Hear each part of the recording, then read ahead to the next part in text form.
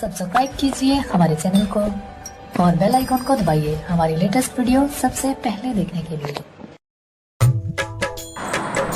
नन्दी कहवा बीतायु बड़ी देर, बीरन तोहरे खोजन गाए। नन्दी कहवा बीतायु बड़ी देर, बीरन तोहरे खोजन गाए। खोजन गाए हो हेरन गाए, खोजन गाए हो हेरन गाए।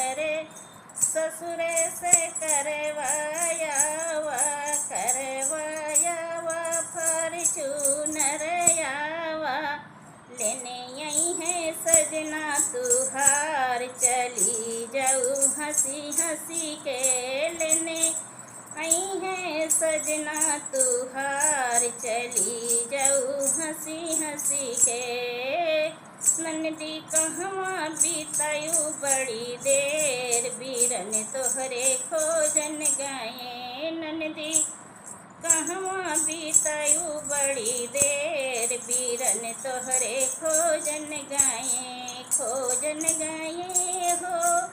हेरन गाए नंदी कहवा बीतायू बड़ी देर बीरन तोहरे खोजन गाए बबी सखियन के साथ रहे खेल का भैया खोजन गाए भबी सखियन के साथ रहे खेल का भैया खोजन गाए नंदी कहवा बीतायू बड़ी देर बीरन तोहरे खोजन गाए।